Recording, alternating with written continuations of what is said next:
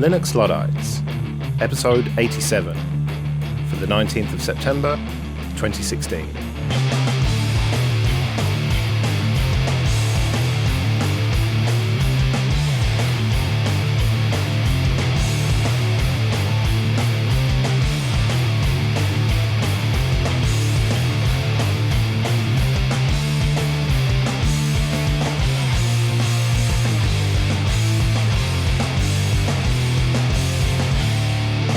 Hello and welcome to Linux Luddites, the show where we try all the latest free and open source software and then decide that we like the old stuff better. I'm Joe. I'm Jesse. And I'm Paddy. And after the news, a few different but related tools come under the spotlight as we talk about configuration management for your Raspberry Pi, installing meta packages on Debian and Ubuntu, and a way to easily switch between multiple operating systems like Ubuntu Touch and stock Android on your mobile phone. And later, we'll be spinning up the latest release from the publicity-savvy Elementary OS team.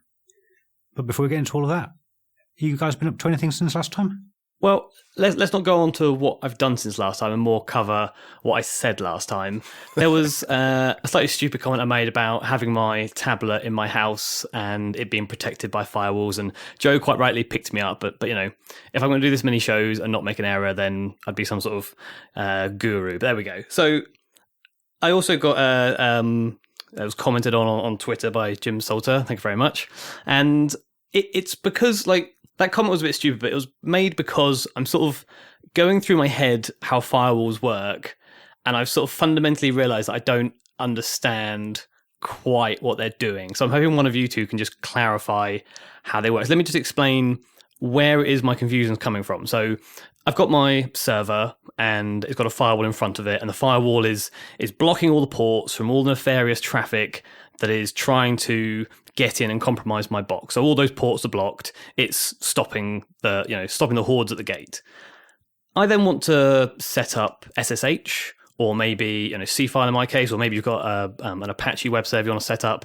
And what you do is you tell the firewall to open up that port and let people through so that you can get through, but also all of the nefarious traffic can get through. So you open up port 22 for SSH, I think it's 8000 for C-file, and the other one for Apache, but there we go. So your defenses are down when you have nothing behind that port that could be compromised. So if I don't have an Apache web server, I don't open up that port, but at the same time, there's nothing running on my PC which an attacker would be able to get at because I'm not running an Apache web server. So if that port was open, there would be nothing behind it that they could actually compromise. Whereas when I do have something behind my port, like an SSH server, that port 22 is open, and it's so that I can get in, but also it's open so everyone else can get in, and they can get to my server,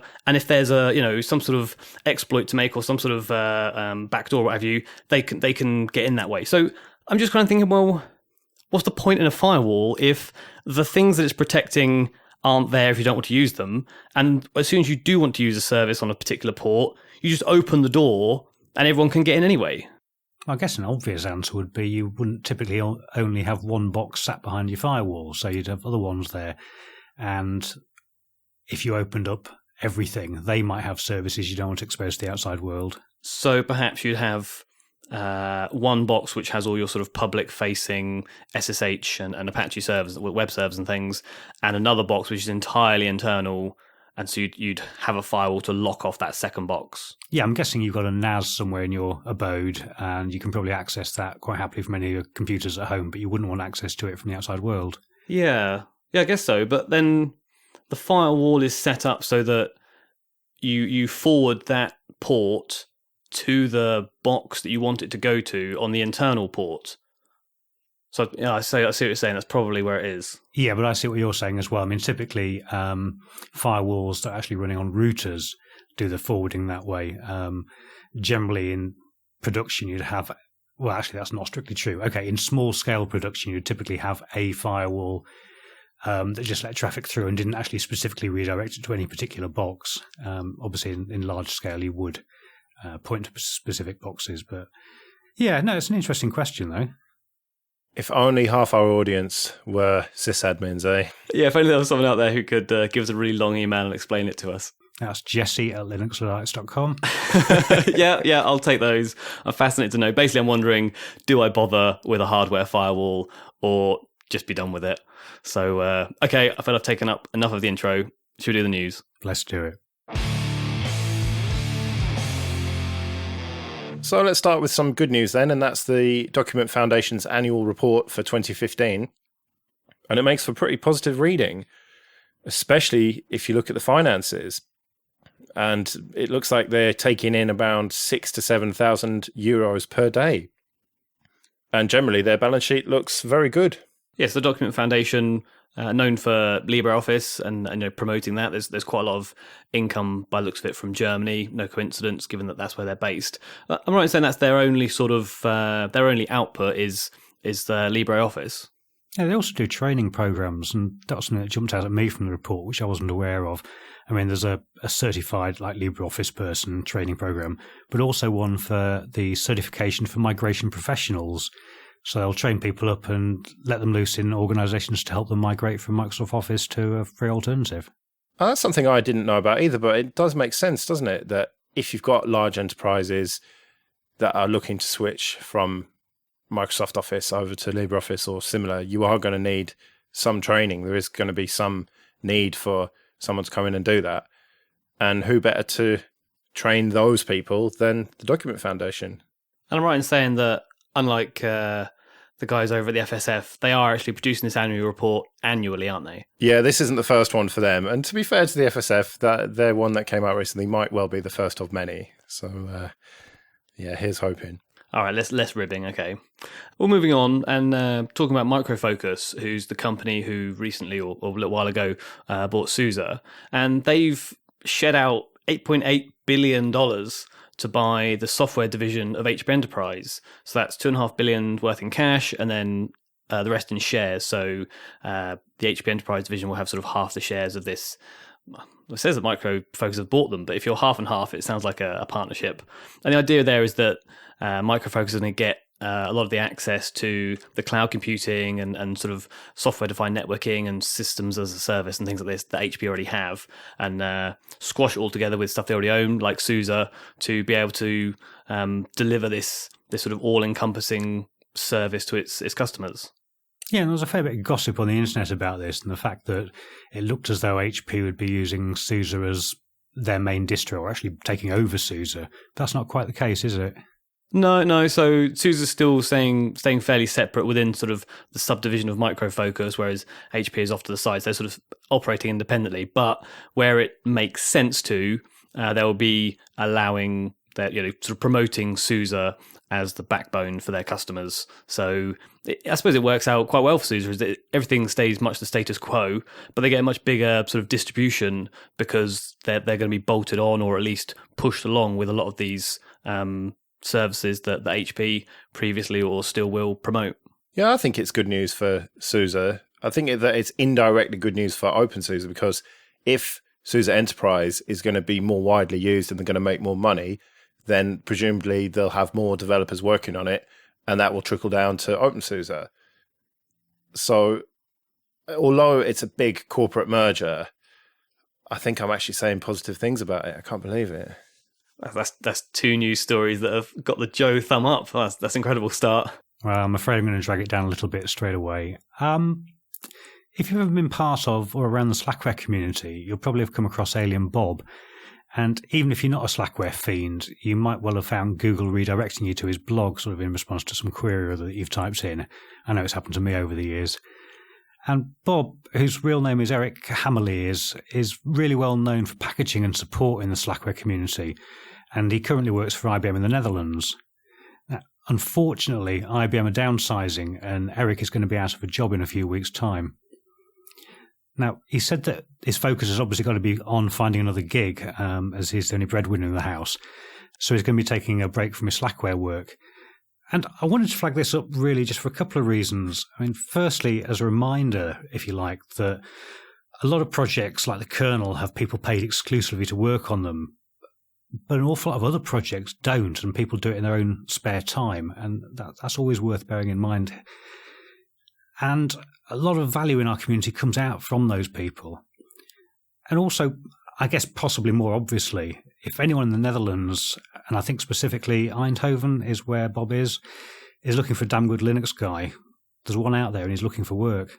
Yeah, hopefully he can find a nice cushy job that will allow him to continue to work on Slackware, because right now it's not looking too good, is it? And when we spoke to Ike about Solus, we kind of touched on this, but not too deeply. But it is a big concern, isn't it? If you've got a very small team of people working on something and their circumstances change and they can't work on it in their spare time anymore, then potentially projects can die in that situation. And so you need to have contingency plans. You need to have a large team if possible, but that isn't always possible, is it? Yeah, I remember when we were talking to Ike, he said that he was aware of that and it was on his agenda to sort of deal with it so it doesn't become a problem on his distribution. So let's hope that Alien Bob finds himself a job soon and can continue contributing to Slackware. Yeah, let's hope so. So let's move it on to some more positive news, and that is that the Linux Foundation has got together with edX to announce another free course, and it's Introduction to OpenStack. Now, I don't know much about OpenStack, but I know that it is widely used in the industry, so it's good to see that you can have a free course at least introducing you to it. And this now joins the Introduction to Linux and the Introduction to Cloud Infrastructure Technologies courses that they've got. And doing these isn't going to make you an expert, but at least it sort of is a good step down the road. At least you don't have to fork out money to find out whether or not you're interested.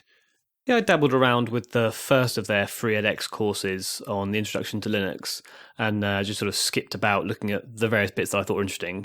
And they're really well put together and you can download the videos so you can sort of, watch them on your phone or tablet or whatever you. And also, obviously, you can sort of send questions back up to the people at edX and Linux Foundation to get them answered. So, it's quite a slick setup that edX have got. So I can see why the Linux Foundation have partnered with them. And as you say, Joe, if there's someone who's interested in getting their sort of first introduction to OpenStack, so it seems like a really good one to go for, just to sort of dip your toes in the water. Well, continuing down the sort of open source enterprise line, and Yahoo have announced that they're going to open source Pulsar. Now, Pulsar is a publish and subscribe service, which allows computers in this case to publish logs and files, and then whatever services need to get that information can subscribe and pull out the various published content. And Yahoo currently use it in Yahoo Mail, Finance, some of their ad systems and their sports websites. And they're sort of promoting it as having much faster throughput and latency compared to alternatives like Apache Kafka. And so I think part of the reason they're looking at open source in this is to continue to drive down that throughput and also allow, the idea is that by open sourcing it, there'll be more people who can add changes to the code more quickly than they currently are able to. Yeah, and they quoted some numbers in the article we're going to link to, didn't they? Yeah, they did. And if I was really sure about what those numbers meant, I'd probably quote them now. Sorry. Maybe you could just clarify for the listeners what these numbers are delving into. Yeah, they're just really stats about current usage. I mean, they're suggesting in this piece that Pulsar within Yahoo currently publishes around 100 billion messages a day, and that's spread across 1.4 million topics. And anyone who's worked in message brokering will realise that's a reasonable amount of traffic there. And they're saying the latency averages less than 5 milliseconds, which again is pretty good stuff. So for a alleged up system like Kafka and like Pulsar, it looks like a promising sort of piece of work to be open sourced. Anyway, let's move it away from technology a little bit and take it towards politics and my favourite part of the world, which is the European Union. And we'll start with a story about the Court of Justice of the European Union. And they've ruled that Windows being bundled with new computers isn't unfair as a commercial practice. Now, this case started when a French guy by the name of Vincent de Roux-Blancart took Sony to court, and he was arguing that they should reimburse him to the value of cost of a Windows Vista Home Premium license that came with his computer. And Sony refused and offered instead to cancel the entire sale. So de Roux-Blancart sued them, and he did so on the basis of a 2005 EU directive that sort of implies that such forced bundling ought to be illegal. And whilst the court in question here isn't adjudicating on the actual trial, it was asked to intervene, and it did offer advice that, and I'm quoting, The sale by Sony of computers with pre-installed software meets the expectations of a significant proportion of consumers who prefer to purchase a computer already equipped and ready for immediate use, rather than to purchase a computer and software separately. Which I think is fair enough, really. It would be nice if you could go and buy machines with Linux pre-installed from standard shops like Curry's, PC World, big box stores. But if a company like Sony wants to sell a laptop with Windows on it, so be it. And if you don't want Windows, don't buy the machine. I don't get why they should be forced. They're a private company. We're not talking about government here. We're not one laptop per child type programs or anything like that. We're talking about a product. And you've got to vote with your wallet, haven't you? If you don't like it, don't buy it. Don't try and force them to do stuff that you want. Go for another company like System 76 or Entroware. Or just build it yourself. If it's a desktop machine, just buy the parts and build it. If it's a laptop, that's much trickier. But there are companies out there that will custom make you a laptop. So I just don't get what he was playing at trying to sue them with this. Yeah, it's a forceful argument. I have to say, Joe, I can't really think of how you could expect to buy something and then say, but I don't, pointing at a little subpart of it and say, but I don't like that. I mean, I know that, you don't get a choice when you buy a laptop as to what you want installed on it. Like, if you want the hardware that Apple produce, you're going to get, iOS, not iOS. Mac OS these days, formerly OS 10. Okay, I always get confused with those, yeah. So you're going to get that on there. If you buy a standard, PC in air quotes, it's going to come with Windows, unless you're going out specifically to find one, as you were pointing out, that has Linux installed. But you're having to go out and look for that specifically. It's not like when you buy a car and you can choose which engine size you want or what interior you want. You just have to accept that's how it's going to be. And otherwise, every single person would ask Sony for a refund, and no one would take Windows off it because, no one's going to remove Windows and then of the majority of people are not going to remove Windows and put Linux on. So, yeah, I have to say, I would love to sort of think of an argument against that, Joe, but it's you've won me over. Flawless victory, as usual. Okay, well, let's move on to the fact that the European Court says linking to illegal content is copyright infringement. And again, I hate to agree with the European Court, but I think that to some extent they're right, because they're not talking about one link to some copyrighted content. They're talking about websites that consistently link to stuff they shouldn't be.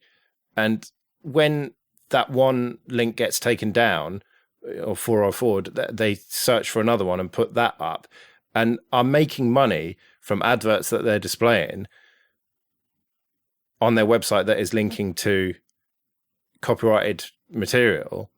As much as I don't really like the copyright system, I think that this is, again, fair enough, really, because you can't expect to link to stuff that is infringing copyright repeatedly and get away with it. Now, I think you're broad brushing this one a little bit in comparison to the other one. I mean, the case in question was over a news site, as far as I remember, and there were two key points in the judgment, and that was, first one of those was whether the linking publisher is up for profit, and in this case they were. And the second one is whether the linking publisher knew of the illegality of the material on the other side of the link, and in this case they did. So that was on the basis that they were done in this case. But is there not a case to be made that you should be able to link through because it's not the link that's violating any law, no matter how good or bad that law is? It's the material on the other end of the link that is infringing. Well, I suppose so. I suppose that does make sense, that you should be going after that person who is actually hosting the dodgy content, be it illegal or be it just copyright infringing. But surely there must be some discouragement, some way to discourage people from linking to it repeatedly. I don't know. I suppose I'm now more on the fence about this than when we started talking about this 30 seconds ago. You jump on that fence very quickly. Yeah.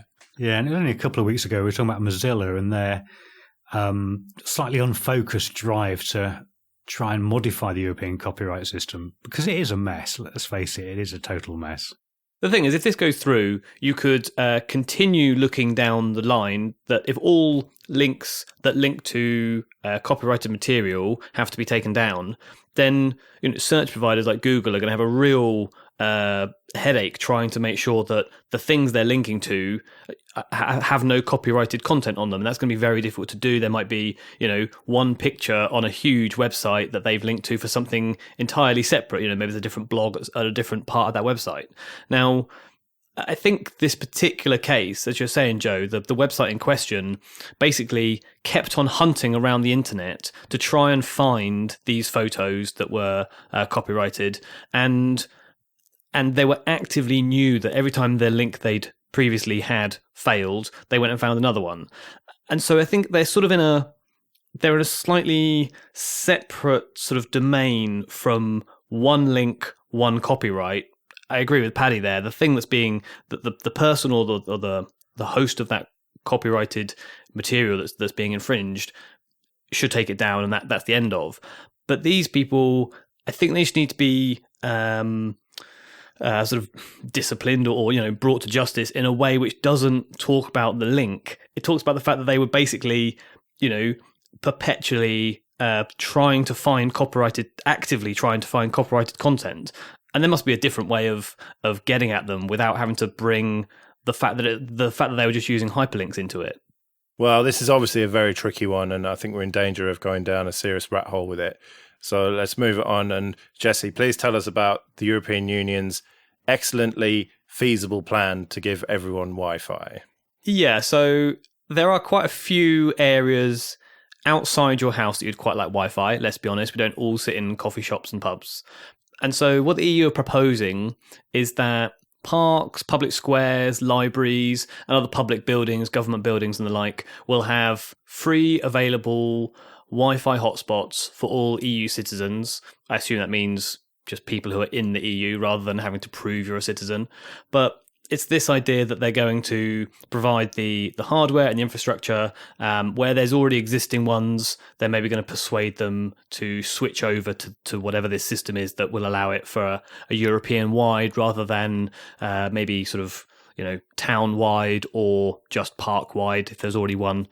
Now, there doesn't seem to be a lot of money to actually do this because Europe's quite a big place. There's quite a few parks, squares and libraries in Europe. I cannot imagine that this will ever happen with the money they've put. So it's clearly sort of maybe there's going to be some tester examples, or they're just going to make the local countries pay for it or something. I'm not quite sure how they're going to have that working. They're going to build Wi-Fi and they're going to make them pay for it. Oh, it's like that over here as well, is it? Yeah, the budget for it, I was expecting so many billion, but it's 120 million euros, which is not going to pay for much, is it? I think that it is mostly going to have to be subsidized by the local councils. And I don't think that they're necessarily going to want to do that, certainly in some of the poorer parts of Europe where they can't even afford to fix the roads and round up all the stray dogs. Yeah, agreed. And the thing is that I prefer consistency. That's basically the nub of my point, is that if I'm walking around France and I go to a public building and it's a known, maybe like a police station, let's say, and you can get Wi-Fi, you would expect to get Wi-Fi at every police station. Maybe police station's a bad example, but you know what I mean. Every single one throughout the country and throughout Europe. But and they're saying, libraries and parks and things. So unless they roll it out very swiftly or have a consistency across that you will always get Wi-Fi in our parks, every single park, it's just going to be an annoying intermittency where you go to the local library like, oh, not this library, it must be another one. Let's go and find another library. Oh, not this one either.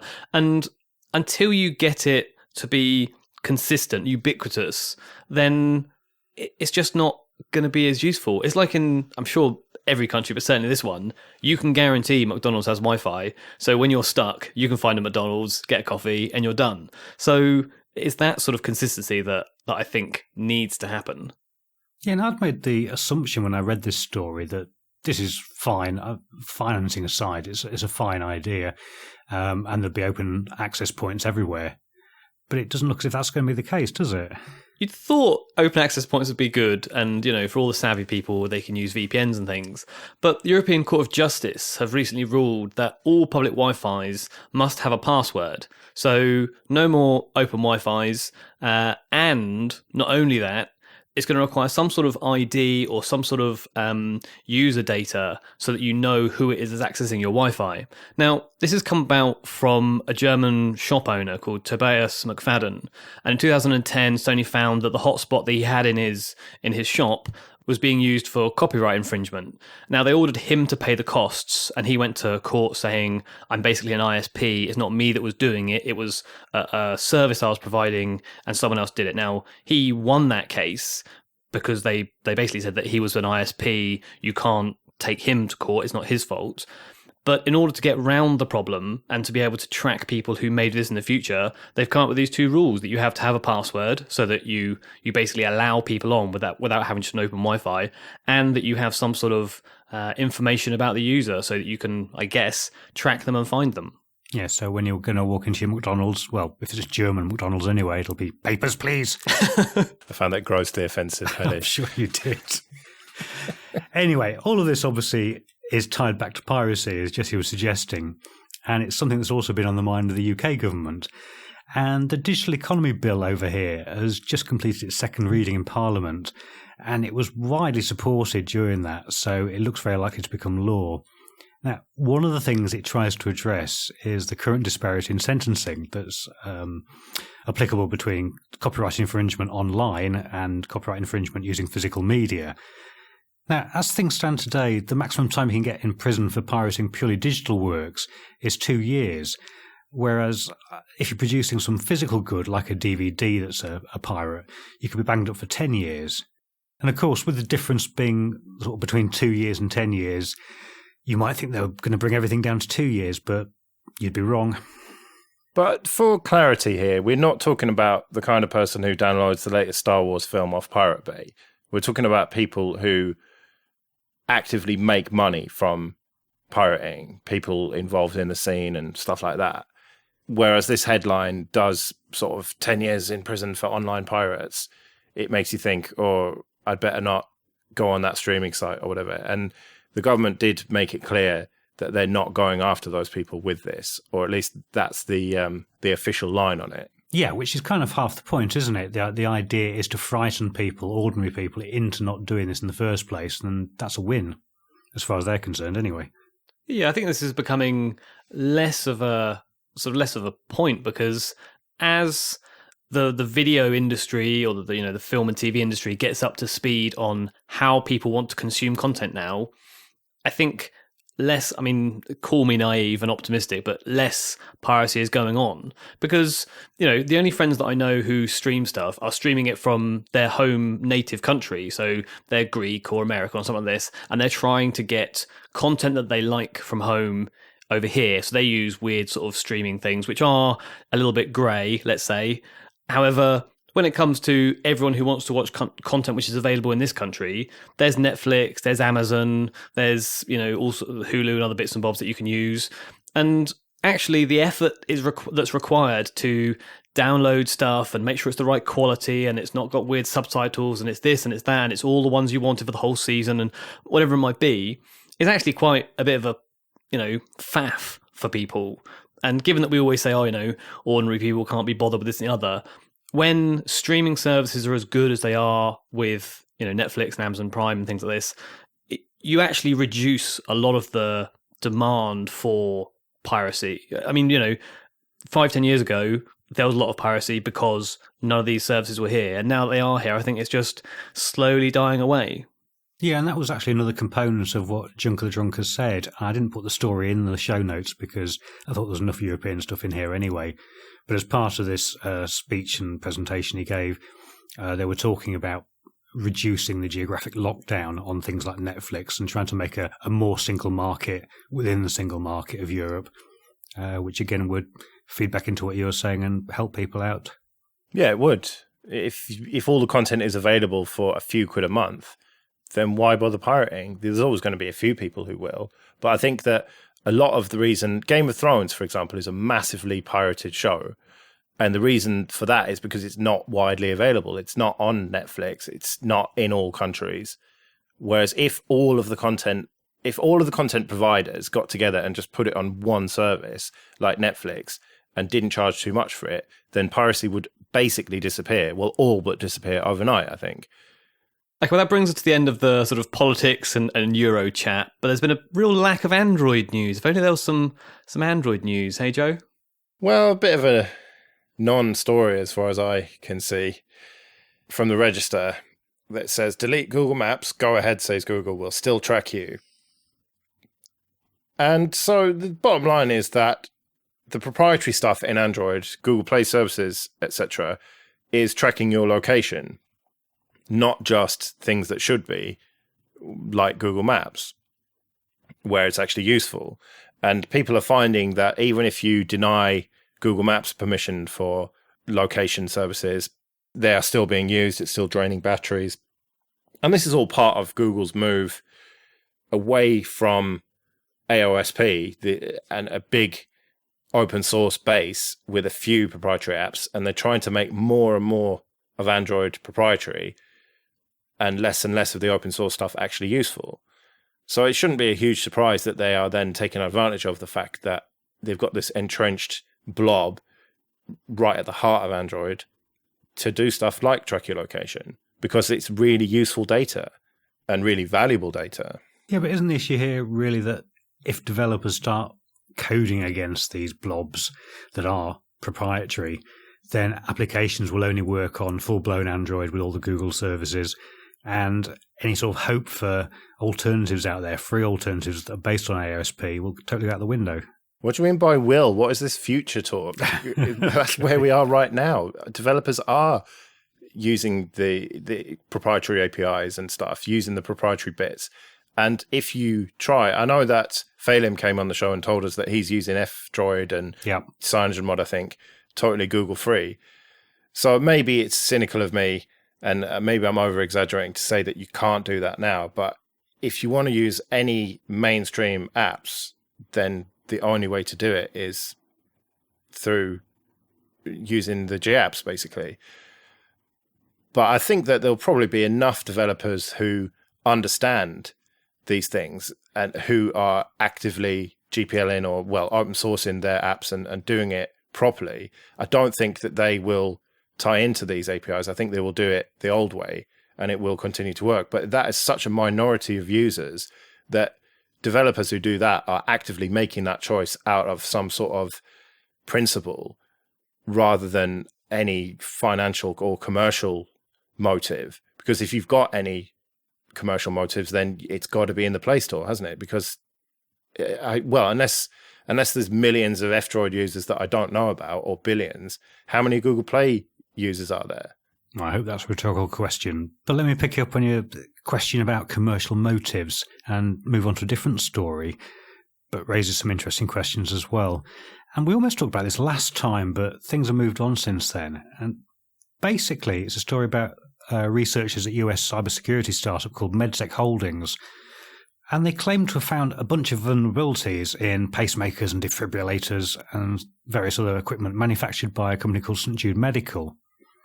Now, rather than quietly telling St. Jude about the issues, they supposedly took this information to a company called Muddy Waters Capital so they could actually short the stock before any disclosures were made. Now, MedSec Holdings claim that they went down this route simply as a way of drawing attention to the security issues. They kind of figured that it'd make a big splash in the financial pages, and it certainly did. Now, St. Jude have claimed that the supposed vulnerabilities don't actually really exist, and have decided to sue both MedSec and Muddy Waters on a number of charges, and those include false advertising, false statements, conspiracy, and market manipulation. So, regardless of whether this was a market scam or not, I guess the bigger question I've got for you two guys is about how we feel about people trying to profit from vulnerabilities they find. I mean, how is what's happened here really any different from the grey market that already exists for selling attacks out there? And in some ways, don't you think possibly attacking a company's share price might even be more effective at focusing developers' minds on getting code right? Well, potentially, but it depends whether the claims are spurious or not. If they are genuine, then maybe, but you're going to end up with the boy who cried wolf situation eventually if people like this are just making stuff up and making money on it. And if it is totally made up, then it is fraud as far as I can see. I'm not a lawyer, but it seems self-evident, doesn't it, that if you're going to do that, that's fraud. Yeah. But I suppose the financial bottom line is the bottom line, isn't it? So if they are going to lose a lot of money, then maybe they will be more inclined to fix these vulnerabilities. But I think you've got to do responsible disclosure first, surely. Well, let's move on to a bit more positive news. And that is that the Raspberry Pi Foundation has announced that they've sold their 10 millionth Raspberry Pi. Yeah, there's no way you're looking at it. That is a big number. So congratulations to the Raspberry Pi Foundation. And I think they were looking at optimistically selling sort of 10,000 to schools over the life of the Raspberry Pi. And it's clearly, got an absolute foothold, not only in schools, but also in the sort of hacker community and the tinkerers. So, absolutely brilliant. And to celebrate, they've released a Pi starter kit, an official Pi starter kit for £99. And they are sort of unashamedly saying it's top end. So it's a Pi 3, 8 gig Noobs SD card, gets the official case, gets power supply, HDMI cable, optical mouse and keyboard, and a book, the copy of Adventures in Raspberry Pi. So you get all that for 100 quid. And I guess it's just a case of them saying, a lot of people have asked for what the official sort of starter would be, and they might as well release one so that people can get involved more easily. Yeah, it seems a little bit rich, 100 quid, but it is premium, as Eben says. I'd have to look at the keyboard to actually establish whether it is worth that. But I think that you've got to look at it as, well, you might be paying a little bit over the odds, but you're kind of helping out the foundation by buying it and allowing them to put that money into education and stuff. And there are cheaper alternatives out there. But yeah, it's good that they've got an official bundle now, official starter kit. And someone that we know has recently acquired a Raspberry Pi as well. He has, yes. Thank you very much, Joe. I've got one of your casts off, which is sat in front of me but hasn't been powered on yet. Still hasn't been powered on? What have you been doing, man? That's something you've got a real life to get on with. Something like that, yeah. But obviously I'm looking forward to playing with it and obviously contributing a bit more to some of the Pi stories that we'll be doing in the future. It is only a 2, though, isn't it? Yeah, well, Luddites and all that. Yeah, exactly. It wouldn't do for you to have the latest one. It certainly wouldn't, no. Let's chip in another Pi story, though, very briefly. And there's a popular add-on board for the Pi called the Sense Hat. And that apparently provides a number of data logging features, and it became quite well known after the British astronaut Tim Peake took one into space. Well, back on Earth, you can now test code written to work with the board in a browser-based emulator. And I guess that's kind of a good thing, because for this sort of add-on, you can't really test all the inputs whilst you're sat in your living room. Yeah, I hadn't really worked out what the point of this was until I got sort of further down the article, and it sort of slowly dawned on me, because all of the hats and additions that I have, you see the output straight away. The motor turns, or the light switches on, or the camera takes a photo, and it's an instantaneous result. But this is so that you can simulate. Perhaps you might make one of the sensors that when it goes dark, your outdoor lights come on. And the only way of, I suppose you could, in theory, hide it with some, shade it or turn your lights, what have you. But there are examples where maybe particularly cold conditions or very hot conditions, you can't actually safely test in your house. So it allows you to go through all those various states and make sure that your hardware or your software, your programming, will then work properly with the hardware. So yeah, a nice way of making sure you cover all the bases with your sensors.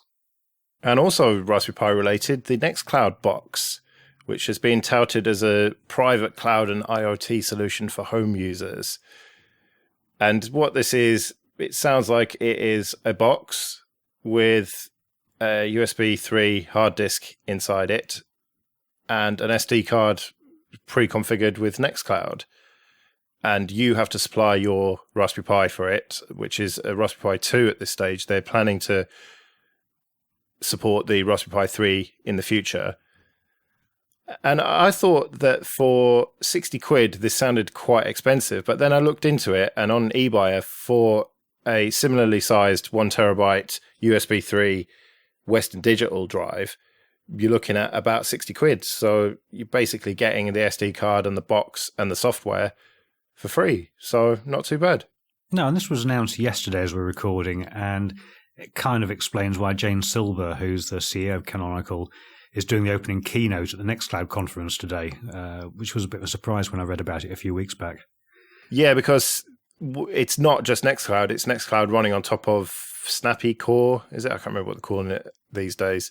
But it's the Ubuntu for the Raspberry Pi that is not Ubuntu Mate. It's not the desktop one, it's the kind of server one. Yeah, the IoT gateway. I think it's called Ubuntu Core. Yeah. And that means that all you have is that one snap for Ubuntu Core.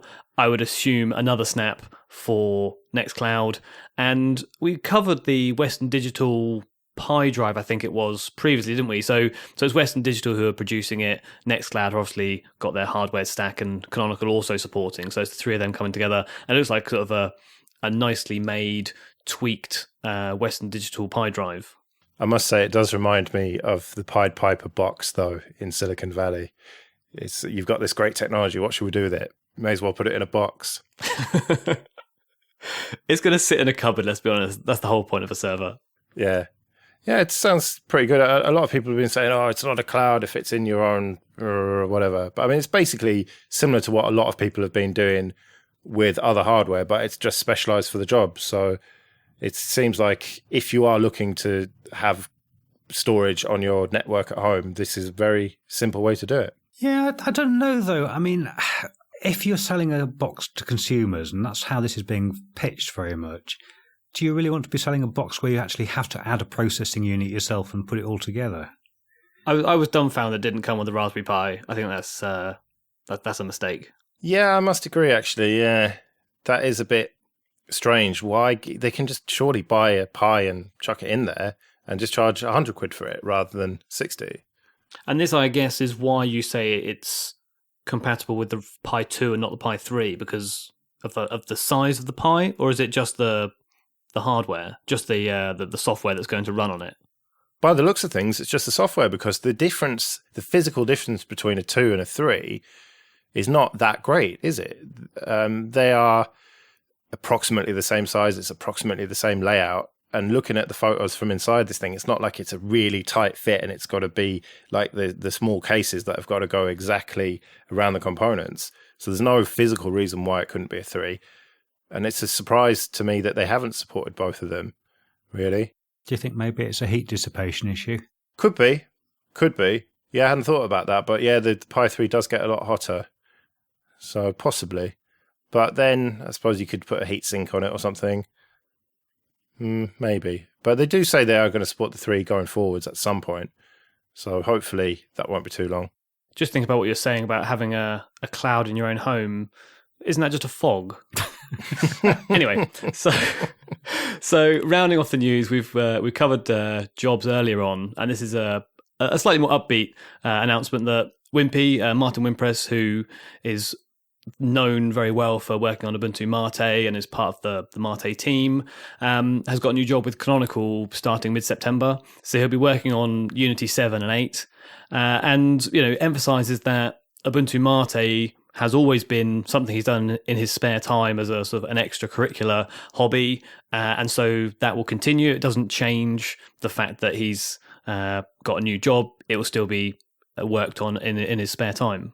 Yeah, and he says that it will hopefully help Ubuntu Mate because he'll have an insider's view of what's happening under the hood with Ubuntu and changes that they're making and directions they're going in, and he will be able to apply that knowledge to Ubuntu Mate.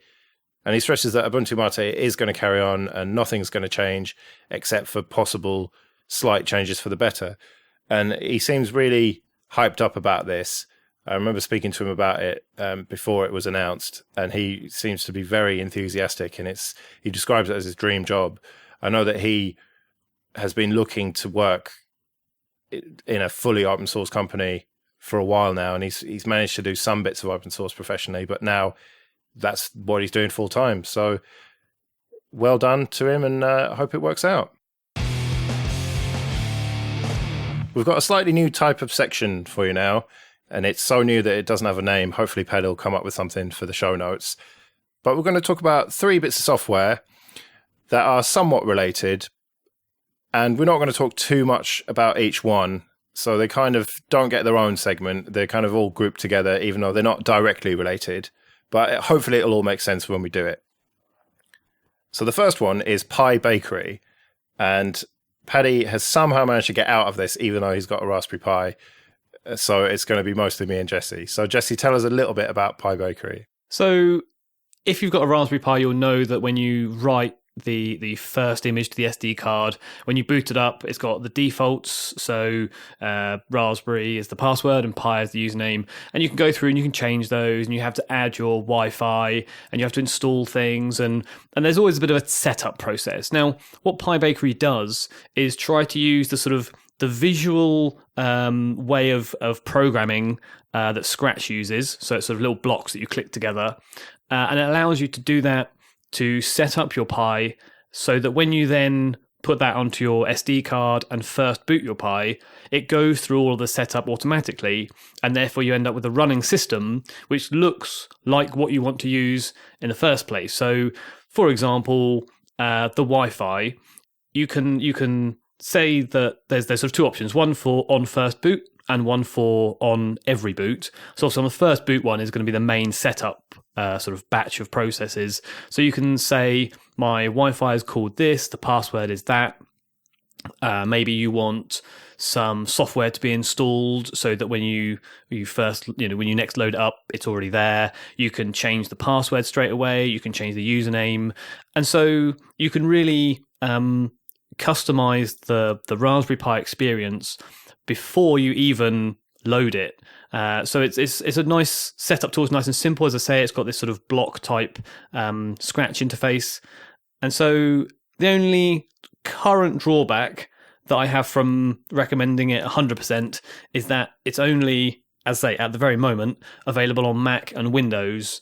We have contacted him via Twitter, and he says that he's working on a Linux client, but it's not out at the time of recording. Yeah, that's a bit of a bummer for now, but the source is available and you can build it with NPM and stuff like that, but you kind of have to know what you're doing with that.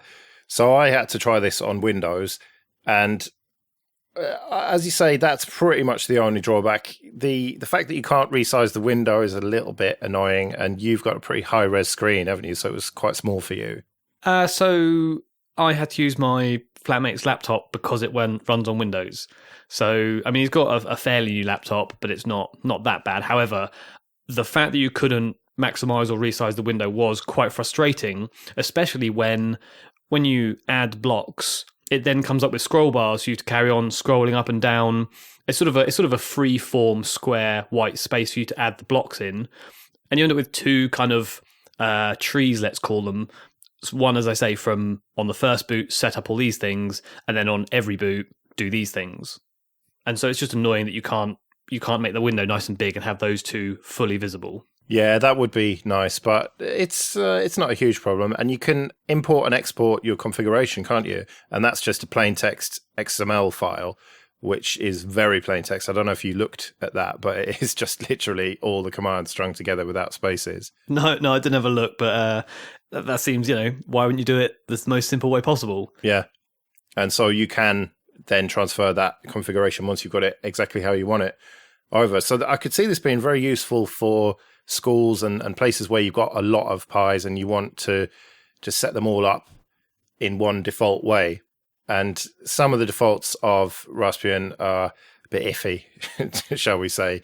And so this allows you to do loads. I mean, you've got stuff like installing a lamp stack and, as you say, changing the password and just running any command that you want. So I set it to do an apt-get update and apt-get dist upgrade. And it took a long time, but it did it. And so once it had booted finally, after about half an hour, it was all ready to go for me. Do you know what's ridiculous? Is on my notes, I've got a little thing that says, where is the block for update system on first boot?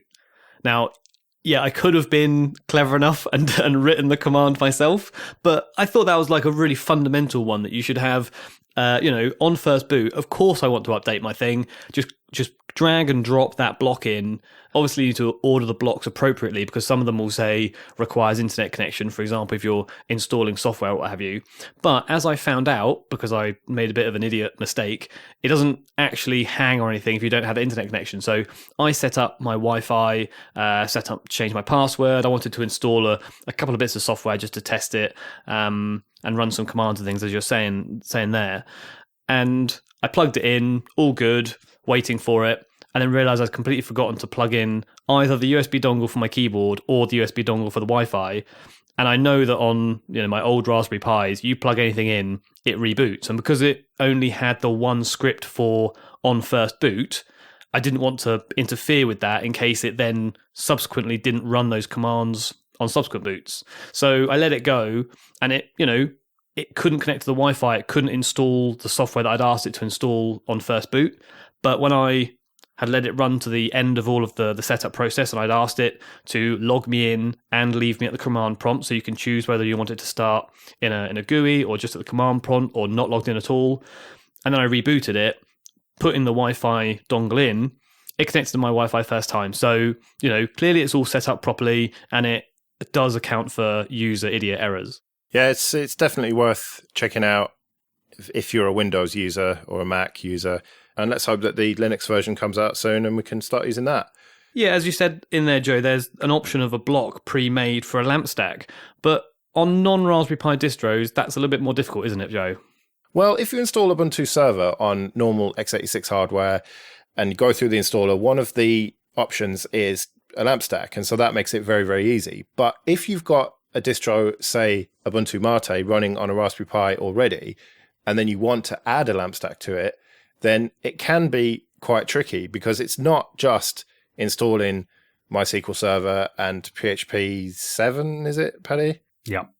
Yeah. You've got loads of other packages that you need to install as well. And so I was asking you two about it. What is the best way to do this? And you, Jesse, suggested Tasksel. And I'd never heard of this before. And it's absolutely brilliant. It's a tiny little download.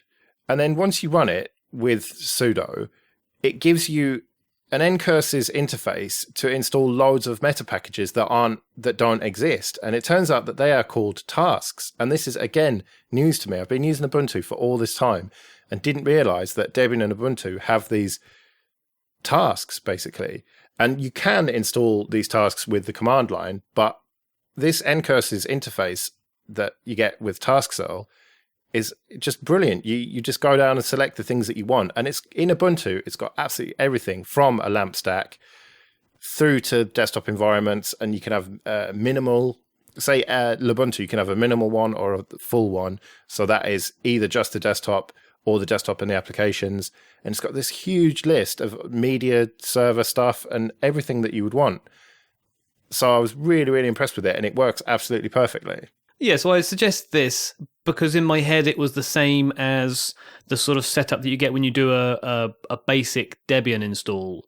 Are they not one and the same thing? Well, it is definitely related to the installation of Debian and the minimal Ubuntu installer, but it's something you can install after the fact if you've already got a running installation. Okay, and just to put the listeners out of their suspense, did the lamp stack work and is running well? Well, on x86, yes. On the Pi, almost, not quite enough to get WordPress running, which was ultimately my goal. I don't know quite why on the Pi it didn't do it, but on x86, you just need to select lamp stack or lamp server and basic Ubuntu server. And then once those two installed, you've got basically everything you need to get WordPress up and running. So that impressed me. I don't know why on the Pi it was slightly different, but I had to install a couple of other little bits as well. So is there any real difference between tasks and what I would understand as a normal meta package? There is as far as apps concerned. And you mentioned, Joe, you can actually install this stuff from the command line. And whilst I was familiar with Tasksel, I didn't realise you could do it from the command line by appending a caret to the installation command. So even without Tasksel being present, and all the data for Tasksel being present, it would still work, which sort of sent me down a bit of a rabbit hole working out how apt packages are tagged. But yeah, there's a whole bunch of stuff as you suggested that gets installed as tasks, and basically it's just a list of packages to install. It can do clever things like pre and post installation scripts as well, though, which is why it's probably better than doing it via the command line. Yeah, and for me, you could probably do this in a GUI package manager, but Ncurses to me is the ideal compromise between a full-blown GUI and full-blown having to remember all the commands. For me, I only have to remember one command now, install Tasksel, and then run it, and then it's sort of almost a GUI in the terminal. So that's why maybe I'm unusual that I like that compromise, but yeah, I will definitely be using this going forward for a lot of purposes. Okay, and the last one that's on our list here was suggested by Rito R, Magic Device Tool. Now, Tasksel and PiBakery I have known about or at least looked at for the show, but this is entirely alien to me. So what's this all about, Joe? So this is totally on me. Okay, right. What Magic Device Tool is basically a series of shell scripts for installing various operating systems on various ARM-based devices.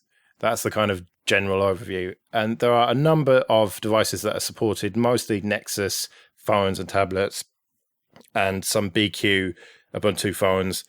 Well, the BQ phones that support Ubuntu. So all you have to do is a git clone, and then you've got the scripts. And then once you run them, it asks you which device you've got.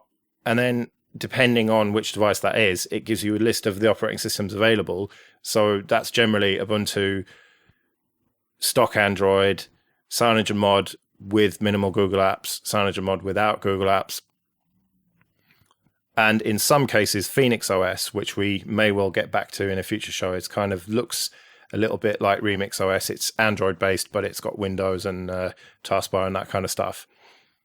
And there's not that much more to say about it, really. It just works perfectly for the couple of devices that I tried. Instead of having to manually go out and find the image that you want and flash it and sort out your recovery and everything, it just does it for you. And even on the first run of it, it downloads all of the relevant ADB and fastboot stuff that you need to get working as well. So for the lazy tinkerer, this is absolutely perfect. Well, for the lazy tinkerer that has one of these 13 devices.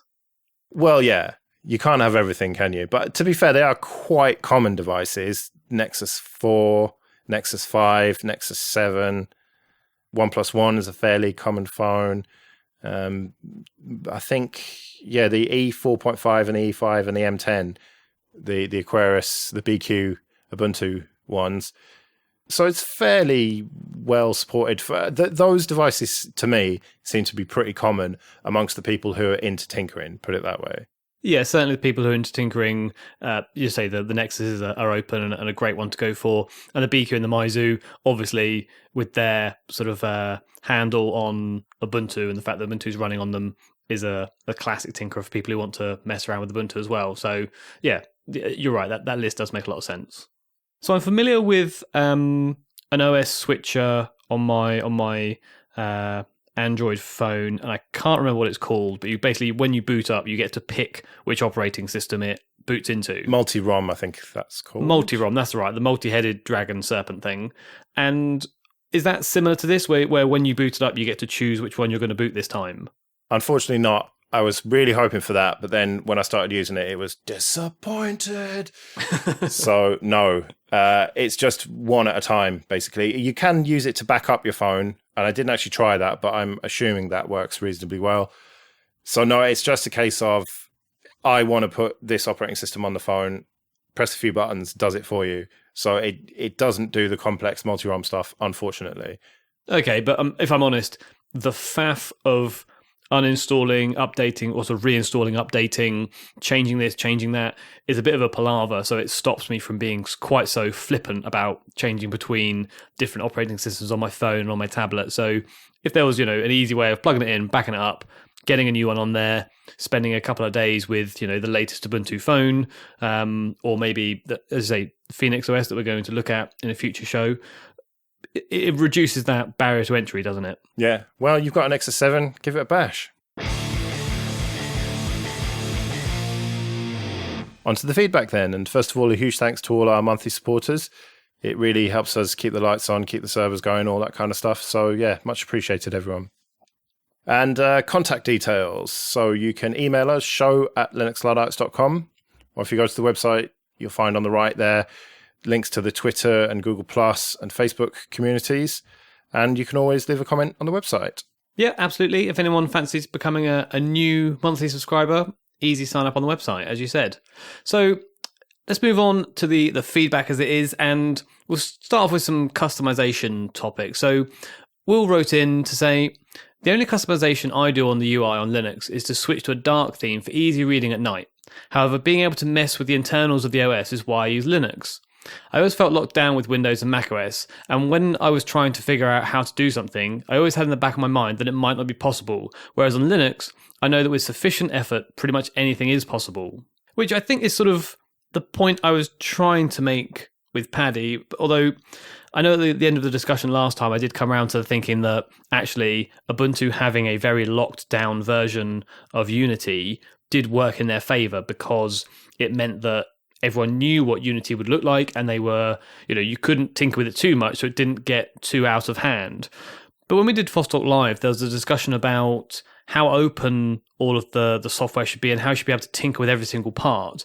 And, a call from the audience was that, well, not everyone is going to know about the nuances of the Wi-Fi stack or the Bluetooth stack or, all these really, really deep down components on your phone.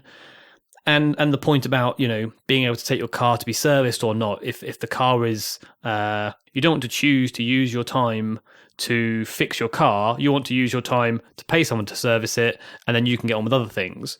But this point that Will's making is that you have the option of customizing. And while you may not choose to service your car, at least you have the option of servicing it yourself. You may not know everything about the Wi-Fi stack or the Bluetooth stack, but if you want to know or you want to delve in, it's nice to have that option to be able to go in and root around. But as long as someone else is doing it that knows how it works for you, you don't have to look at it. So I think this is a long way of coming around to agree with Will that it is nice to know that you have that option, even if you don't walk down that path. I suspect the topic's going to raise its head again very shortly when we talk about our final subject in today's show. So let's move on to Campbell Barton, who, whilst talking about customization, was doing so in a slightly different manner. And Campbell said, in your talk about customizations, you seem to oversimplify the matter, characterizing the people who customize their systems as hobbyists and tinkerers, as compared to regular users who don't want to waste their time on such things. In my humble opinion, this misses the point that a lot of customizations relate to productivity. Examples would be custom key bindings, shell aliases, time-saving utilities, Vim configs, and so on and so on. Yeah, so less of the GUI customization and more of the sort of back-end and time-saving customization. Yeah, but is the kind of average person who uses Windows the kind of person we were talking about? Are they likely to want to do any of that anyway? It seems pretty unlikely to me. Well, do either of you have an install script that you run after you've reinstalled your system? Or I know Campbell mentioned having a Git repository that he can pull all of his various shell aliases and all these things that he's mentioned down. Have you guys got some sort of central repository for all these time-saving customizations? I certainly have. I've got a single shell script that takes a default Ubuntu install and does everything I want to it, including sort of setting up shortcuts on the taskbar and all sorts of things. Well, no, I'm afraid I do it all manually still, move the panel to the bottom and configure it how I like. No, I still haven't got to the point where I've got any shell scripts, I'm afraid.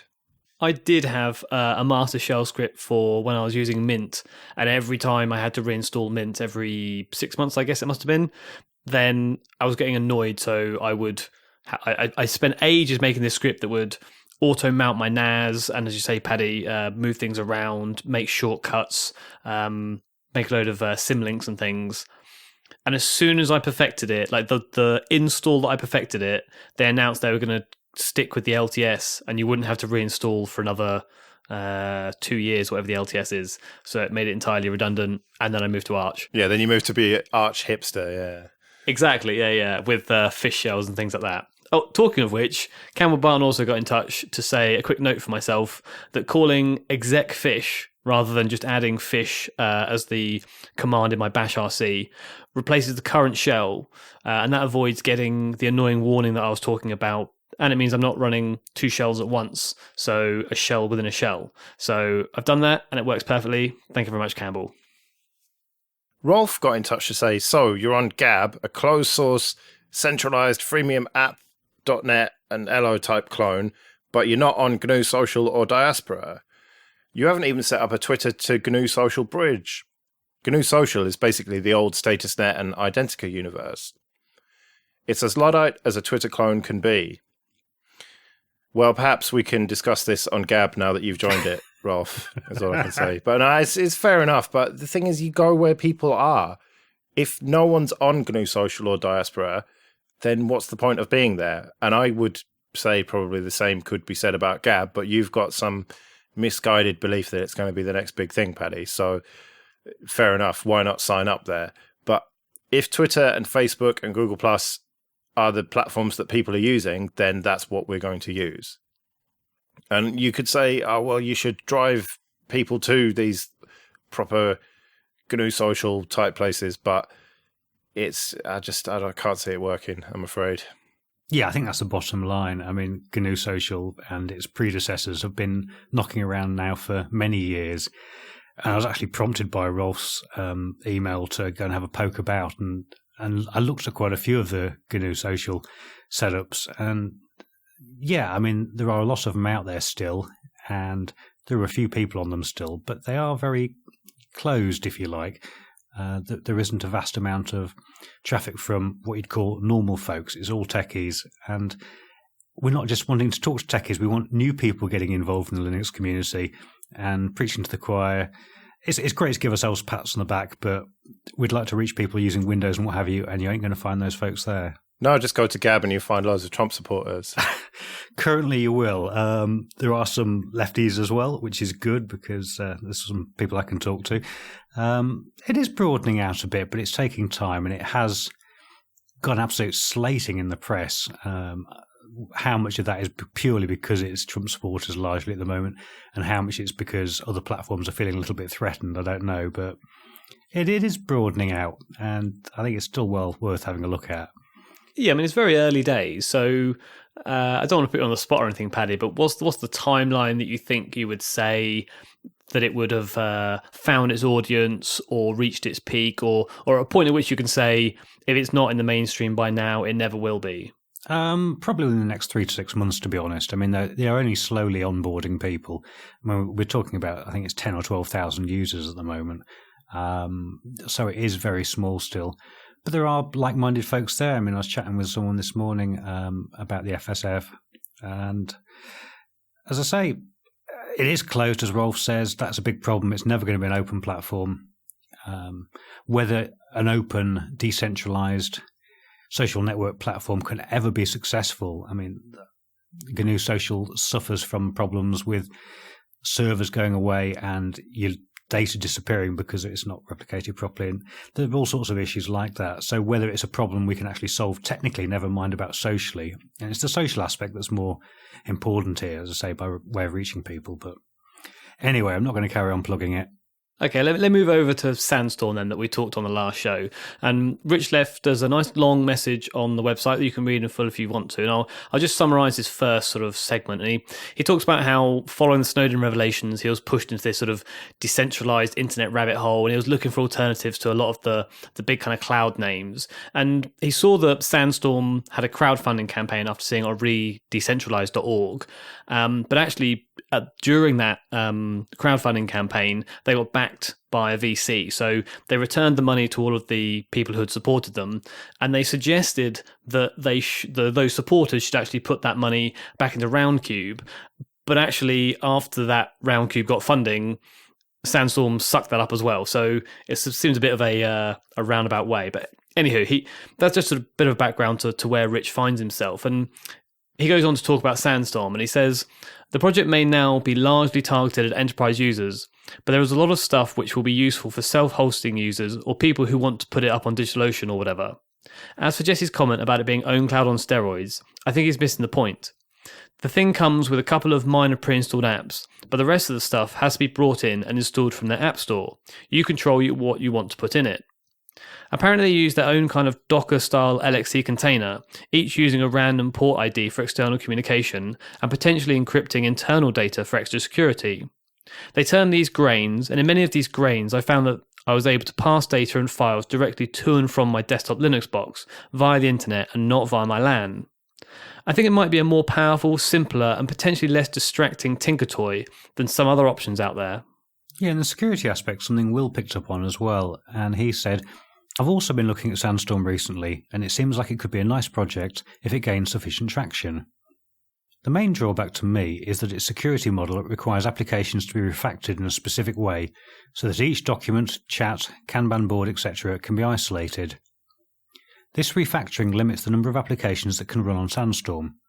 Right now, they have one application of many of the most popular types of applications because the Sandstorm team has made the effort to patch those applications themselves. Ideally, if Sandstorm gains traction, projects would release patched versions for Sandstorm themselves rather than the Sandstorm team doing it. That would mean better application selection and likely more timely application updates. Yeah, so for example, Sandstorm have their own, I think it's called SandPass as a password manager, and they'll have their own sort of gedit version, so you can take notes or a calendar, and there are an absolute myriad of these various applications or sort of small packages that you can install from their app store. And I suppose that's partly of what put me off, is because I want quite a focused, this is all we do, this one thing, and I don't want something that has this sort of whole load of other things that I could install. And I know the argument is that you don't have to install them. You can just have the one or two things you want.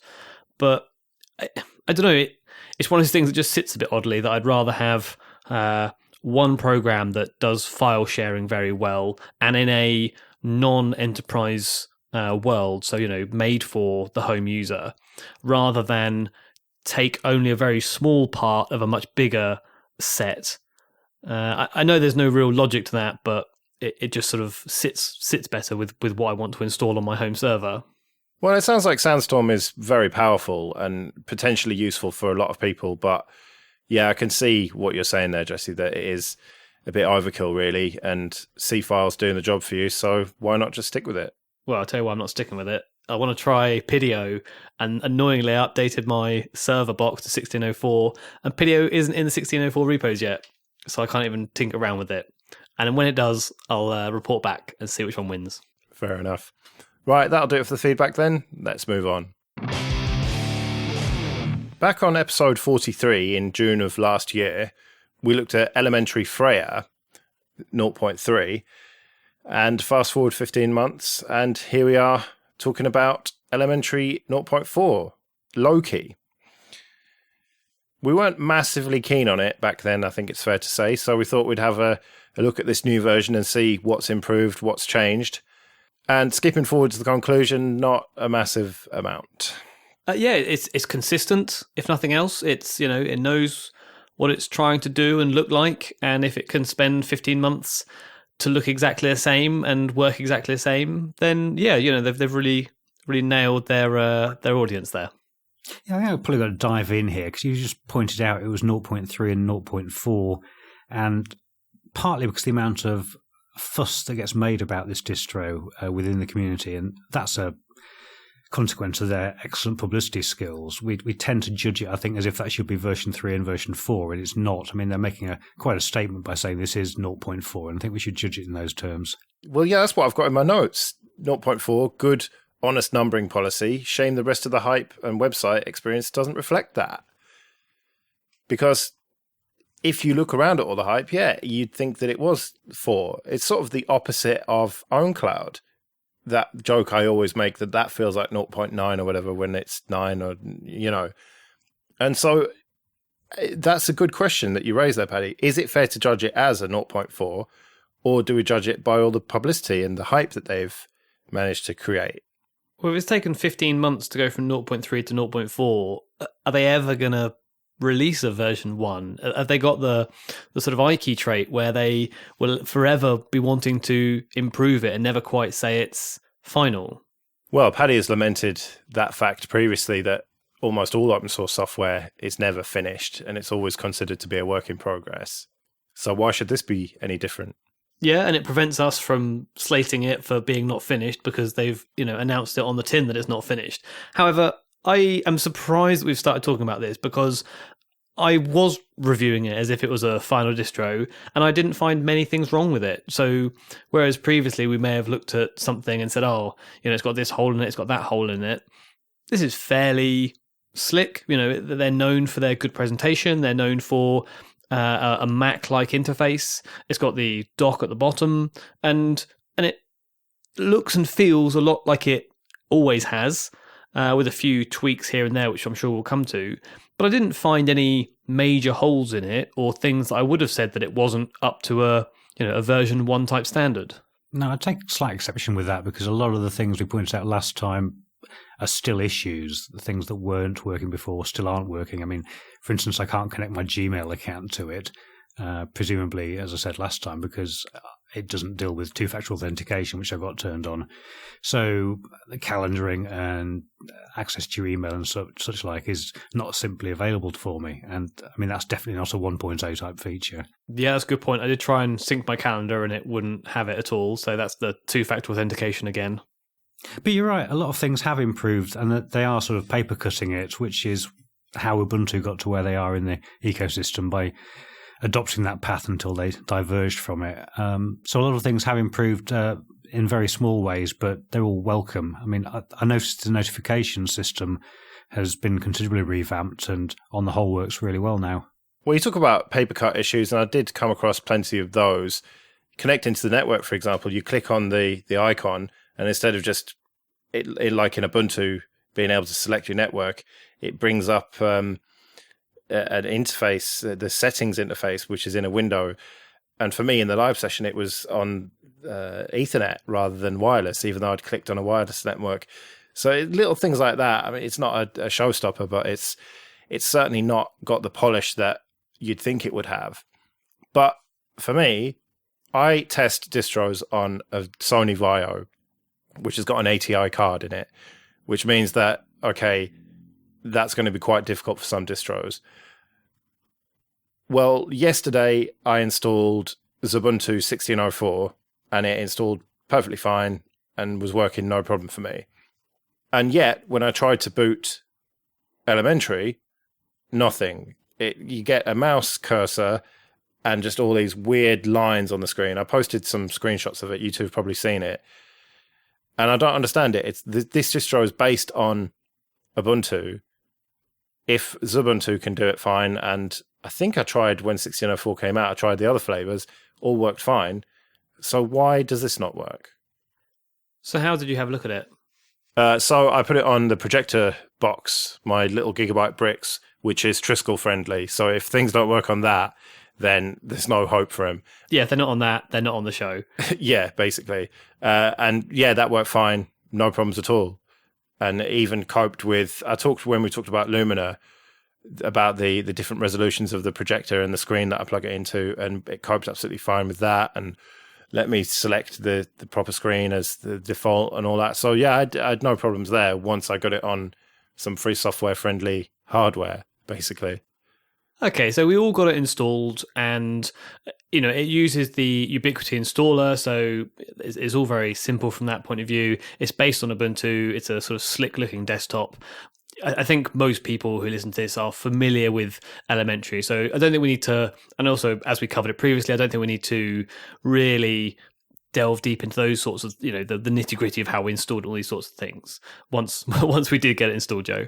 Now, there's 2 points I'd like to make that I just want to sort of discuss with you. One positive about it, one negative. So the positive one is the applications. Now, they say they have one application to do one thing, and there's not a myriad of them. And I wonder if you think the applications they have, the number of applications they have, is the right number. Because on a positive note, that is the conclusion I came to. They've got a video application, a music, a web browser, a settings, obviously I have a settings app, but a torrent client, things like this. And while the torrent client is sort of an off-the-shelf offering, a number of those other applications are built by the Elementary team to keep a consistent look and feel. They also have their app store as well that you can use for installing new applications and updating existing applications. So what's your view on the application number and their selection? Well, I think that it's not bloated with millions of everything, which is good. But if you're going to have a small number of applications, then please make them work properly, is all I can say. The video player, for example, it works reasonably well, but then trying to skip around in the video only works about half the time, whereas you chuck VLC on there and it works perfectly. So why make your own application if there's something that is working perfectly that you could just take off the shelf? Well, the answer for that is the consistent look and feel. Yes, which I suppose, let's not beat around the bush any longer. They want to steal the look of OS X, Mac OS. And it's basically a clone of that. And in order to make it look like a clone, you need something that looks like iTunes. And you need to have a consistent look. So I do understand that, but it seems that they've sacrificed functionality for aesthetics, which is never going to win any prizes with me. We talk about sacrificing functionality there. I mean, I haven't used a Mac, well, certainly not for many, many years. Does the calendar application on a Mac only show you the monthly view and you can't actually see yearly, weekly or daily views? I am not sure. I was looking at some Macs a couple of days ago, but I wasn't looking at the calendar, so I can't remember. It's those sort of things. I'm not sure whether they're intentional design decisions or not, but they certainly throw a wrench in your sort of daily workflow. I mean, I mentioned I couldn't connect my calendar to my Gmail account anyway, but I tried using it anyhow. And say you've got a monthly view and that's it. I couldn't find any way of swapping it to daily or a weekly view, which is sometimes quite practical. And you wonder whether, as I say, it's a definite design decision to limit the functionality, or whether it's just they haven't got around to actually building something slightly better yet. Well, can we talk about another decision, and that is to use Epiphany as the browser? Why? Why would you do that? It makes no sense to anyone. Why not just use Chromium or Firefox even? I think I'm going to have to sound like a broken record and again say it fits with the look and feel. Now I don't remember Epiphany looking quite like that, so it's possible they've tweaked it just so that it suits their desktop. And I think that's possibly the reason, because you can't tweak Chrome or Chromium as much to make it look like the other applications they have. And so it may well just be to have that consistent look. Yeah, which is fine unless you want to access Netflix or something. Yeah, absolutely. And you're going to have to install other things. And like Joe pointed out, the video player isn't so great, and therefore he uses VLC. Perhaps this means, all the things are forgiven because it's a 0.4, and I should have been looking at it as a 0.4 release. But I said a little while ago that I had two things I wanted to point out. We have sort of slightly skipped around the second one. And the feeling I have is that it has a slightly dated look. Now, I know that it's supposed to be all about the look and sort of quite slick and elegant, and it is. It has consistent icons and it has consistent window borders, and if they are taking their cue from macOS, then I feel sorry for people who use macOS, because it just doesn't look as modern as I think they should have it looking. So, for example, maybe I've been brainwashed by flat icons and now sharper edges. So, for example, in GNOME, a lot of the windows have quite sharp corners rather than the sort of more rounded corners from XP, for example. A lot of the icons, the Numix icon pack is quite simple and flat, whereas Elementary uses some more kind of slightly blobby, slightly cutesy, kind of cartoony looking icons. And I just feel that maybe a year and a half, 2 years ago, that was really the most elegant looking desktop, but they haven't quite kept up with the times, and I don't think they have the best looking desktop. Well, it reminds me very much of the Ubuntu 14.04 desktop that I've got in front of me now. If you look at what elementary, as you say, the sort of grey with the rounded corners and gradients and stuff, it does feel very much like, is it Greybird, the default? Yeah. Yeah. It is, yeah. And I don't mind, really. I'm not a massively visual person, as long as it doesn't look horrendous. But I'm inclined to agree with you, Jesse. It does feel a bit dated. And for something that is supposed to be all about the look and being super slick, it isn't very, really, is it? And it certainly doesn't look... I say it's an OS X clone, and that's right. It's not a Mac OS clone. I mean, if you look at... And I did the other day, I had experience of OS 10.6, 10.7, and 10.10, I think. And Elementary does feel like an older version of OS X, I must say. But let's stop being negative about it for a second. Let's try and think positively about it. If you like the way OS X works with the dock and the way maximizing and minimizing works and that kind of stuff, and you want to use Linux, then this is probably a reasonable bet for that. And just because some of the default applications aren't great doesn't mean that you can't add other ones in, VLC, for example, Chromium, or even Chrome. And so to use it as a base that is pre-configured to be very OS X-y, it seems like a pretty good choice. I know someone who has tinkered with Linux over the years and always thinks it's a bit rubbish compared to Mac. And I've recommended it to him. He seems like the perfect person, and it might sway him to come back to Linux, certainly on his other machine that's currently got Windows 10 on it. Yeah, I agree with you there. I'm going to just pull out one little thing that you said that I don't agree with, and that is the ability to install other applications. Now, yes, of course, you can install applications. I'm not saying they've locked that down, but I tried to add a PPA, and they haven't allowed the apt add repository command. They haven't installed it by default to prevent you from adding PPAs and potentially messing up the system or what have you. So they have kind of restricted the user. You know, obviously you can then install that and subsequently install PPAs to then install what you want to install. But it does mean that the new user may well look at a website, find this thing which is in a PPA, which is a great thing about Ubuntu and running off on an Ubuntu base, but you then can't do it.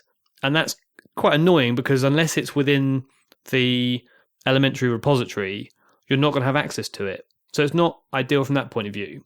However, you're right, from a purely sort of visual point of view, yes, I think it is nice to look at, easy to use, familiar for someone who's coming from the Mac, and you know, that is one of their big selling points. And on their website, they said something like 60 to 70% of their downloads came from non-Linux PCs, which is, you know, that's their market, is people who are coming from Windows and Mac, not people who are switching from other Linux distributions.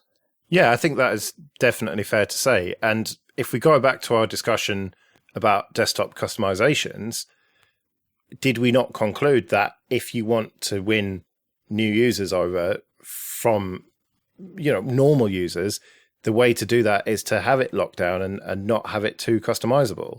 Certainly that's Paddy's thesis. I'm not sure I 100% agree with it, but for the sake of argument, let's say that is true, then surely what Ubuntu are doing and what Elementary are doing is the right strategy. I think it is for those projects anyway. However, if you are attracting new users, I would pick them up on how they do updates, because that's broken in two ways. I mean, firstly, when you get a pop-up for software updates in the notifications area and you click on it, instead of opening the actual update system, it opens the App Center and shows you available software to install, and you have to tab across to the update section, which is a bit irksome.